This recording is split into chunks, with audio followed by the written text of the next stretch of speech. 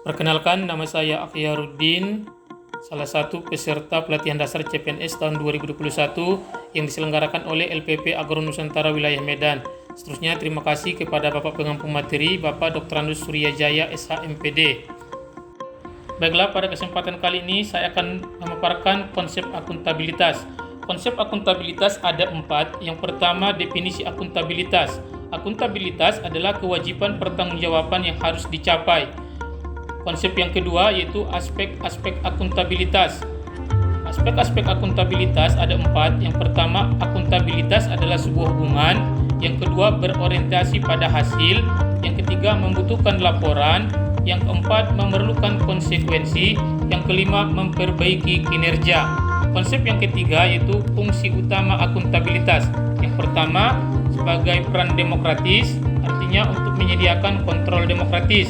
Yang kedua, peran konstitusional, artinya untuk mencegah korupsi dan penyalahgunaan kekuasaan.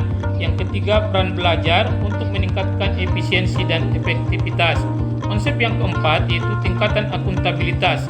Tingkatan akuntabilitas ada 5, yaitu akuntabilitas personal, akuntabilitas individu, akuntabilitas kelompok, akuntabilitas organisasi, dan akuntabilitas stakeholder. Selanjutnya, mekanisme akuntabilitas. Mekanisme akuntabilitas ada 3. Yang pertama, sebagai dimensi akuntabilitas itu sendiri. Yang kedua, sebagai alat ukur akuntabilitas meliputi perencanaan strategis, kontrak kinerja, dan laporan kinerja. Seterusnya, yang ketiga adalah indikator nilai dasar akuntabilitas terdiri dari kepemimpinan, integritas, keadilan, transparansi, tanggung jawab, kepercayaan, keseimbangan, kejelasan, dan konsisten. Akuntabilitas dalam konteks 1. Transparansi dan akses informasi. Yang kedua, praktek kecurangan atau fraud dan perilaku korup. Yang ketiga, penggunaan sumber daya milik negara. Yang keempat, penyimpanan dan penggunaan data dan informasi pemerintah konflik kepentingan. Selanjutnya, menjadi PNS yang akuntabel. PNS yang akuntabel adalah PNS yang mampu mengambil pilihan yang tepat ketika terjadi konflik kepentingan, tidak terlibat dalam politik praktis, melayani warga secara adil dan konsisten dalam menjalankan tugas dan fungsinya.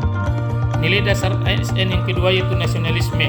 Nasionalisme adalah suatu sikap politik dari masyarakat suatu bangsa yang mempunyai kesamaan, kebudayaan, dan wilayah, serta kesamaan cita-cita dan tujuan. Dengan demikian, masyarakat suatu bangsa tersebut merasakan adanya kesetiaan yang mendalam terhadap bangsa itu sendiri. Pun indikator nasionalisme itu yang pertama, cinta tanah air, ras, bahasa atau sejarah budaya bersama. Yang kedua, suatu keinginan akan kemerdekaan politik, keselamatan dan prestis bangsa. Yang ketiga, suatu kebaktian mistis terhadap organisme sosial yang kabur. Yang keempat, dogma yang mengajarkan bahwa individu hanya untuk bangsa itu sendiri.